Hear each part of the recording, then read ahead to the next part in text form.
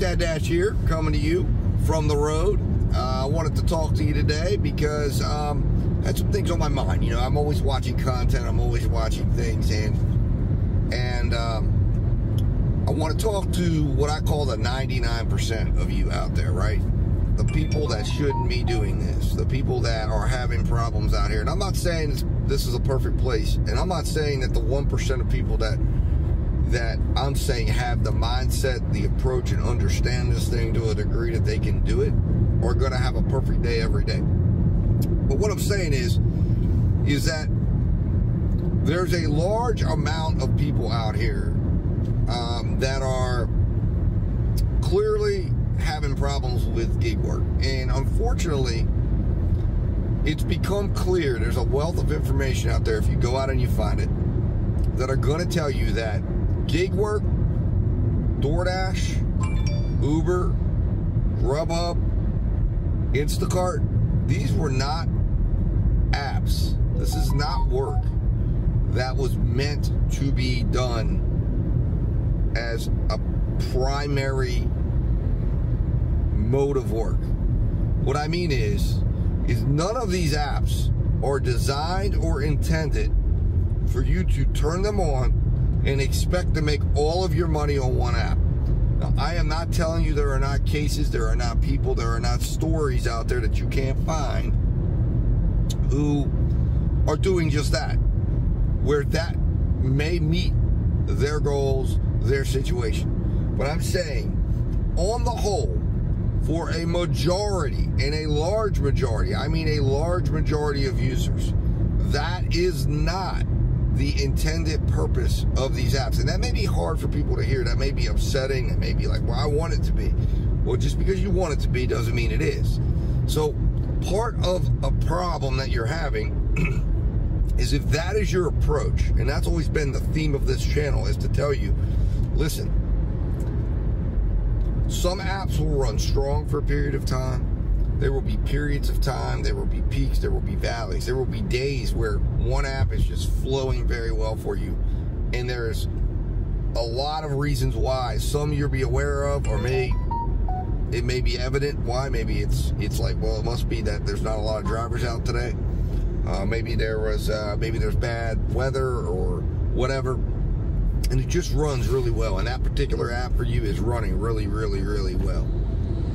And then there's going to be times that particular app that was your best producer, today it isn't.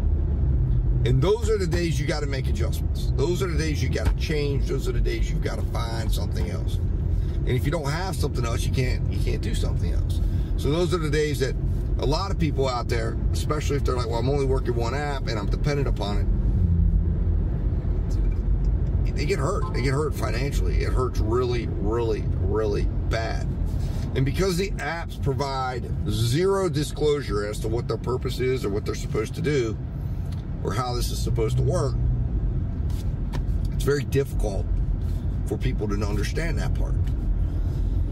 And again, that's why I say the first step when you enter into considering gig work as a mode of earning is to understand the apps that you're working for. Hence why I have taken time, and I have several 20-minute plus videos explaining to you, going through the Uber terms of service, going through the DoorDash terms of service. I need to do Grubhub's because I have access to it, and it says the same exact thing.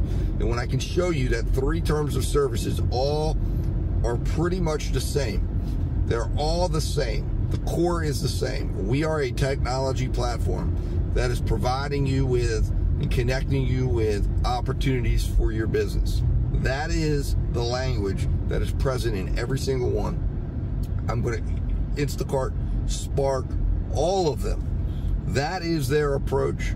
That is their message. It's not even a message. That is what they're telling you. That is what they're having you agree to.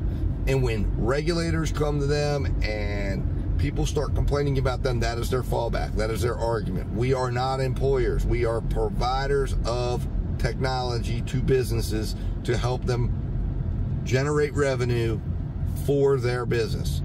And then that's when people are like, well, wait a minute, that's what you are? Okay, I understand now. There is no way right now that these companies would have the infrastructure to become employers, true employers. All they are doing is maintaining a server. They're contracting out workers for customer service, and then they have engineers that continuously work on the technology platform known as DoorDash that they're providing you. And then that's it. That is DoorDash. That is Instacart. That is, I think Uber might be a little bit bigger, but essentially the core of all of these places. They're not employers. They don't have buildings. They don't have places. I mean, and most of what they do is either contracted out, or they will have several office spaces in several major cities where they warehouse the technology that they use for their platforms. And that is it. So when you start looking towards these apps and say, oh my God, they're screwing me over, they're doing this, well, you know what, listen, that's unfortunately, yes, they do take advantage of people. And that is the point. That's why I say the point of real reform is make them and hold their feet to the fire of the agreements. Treat them as they are saying they want to be treated, and that is as technology platforms. Require them to get out of our pockets, to get out of our business, and do the business they're saying they're doing, and that is offering us opportunities. And make them go out and figure out and do how to provide us with the best services that they can, and make them win our services. So then those of us that are creative enough in our approach, who can have as many relationships as we can have that we need, to then be able to have those apps sending us opportunities, and we are then able to pick the best opportunity for us at the given moment, and then string that together over a day, a week, a month to make enough money that we need for our living. That's the key and the way forward. The way forward will never be transferring to an employee type situation. That will lead to deeper and more exploitation of people, because people will begin to believe that they're beholden to these apps more and more and more and more. And the more that happens, the more beholden a person believes they are, the more they're going to go against their own business interests, and the more money they will end up losing in the end. So turning these apps into employers is not a good thing. Now, listen, right now, the point of this video is to talk to the 99% of you out there who are saying, it's not working for me. I'm not making money. I'm not making enough money. Well, if that is the case, then you have a solution. I sympathize with people who are out here trying to make it work and they're losing, right? I sympathize. What I don't sympathize with is the idea that they don't have options. If this isn't working for you, you are not being made to do this full time. You're not being made to do this part time. You're not being made to do this ultra part time. I agree, there's deception. But if you're unhappy with your financial condition, if the apps are not making you enough money, then why are you staying put? Why are you wasting time complaining when you could be taking that energy and finding something else to make your situation better?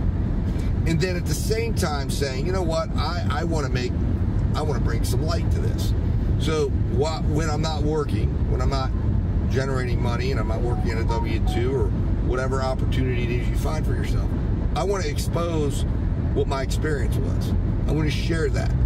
And clearly YouTube has become a place for that.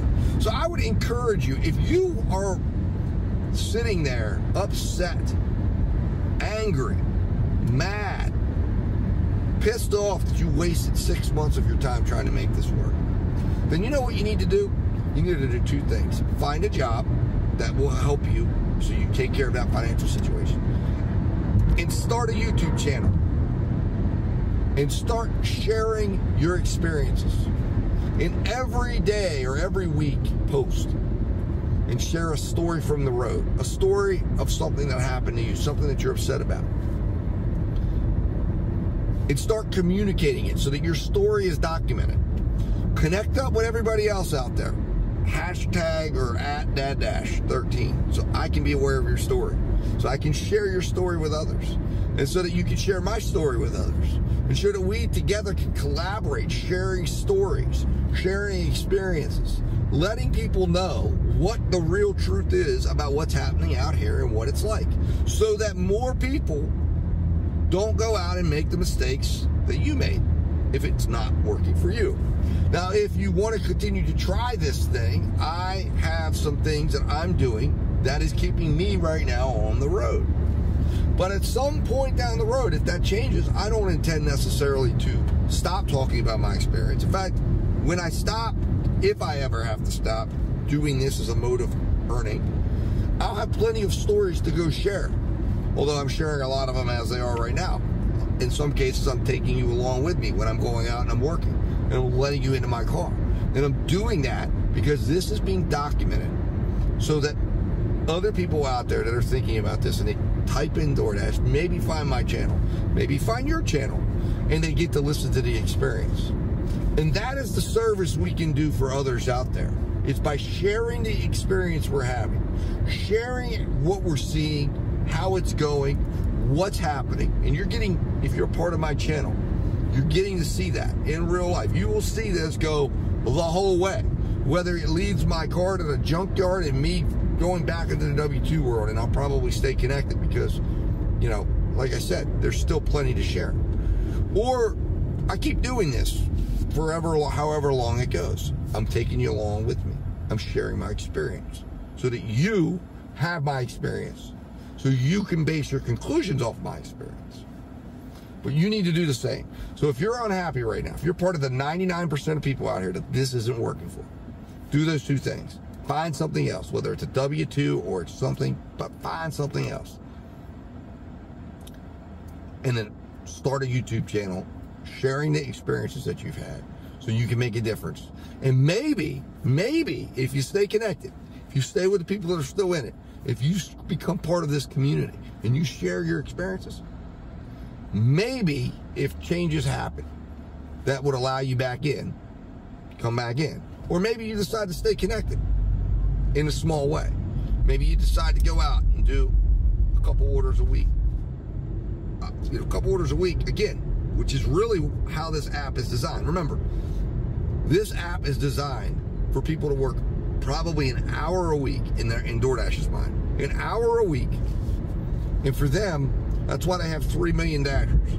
So they're not planning for you to do 40 hours a week. They're planning for you to do 1 hour a week.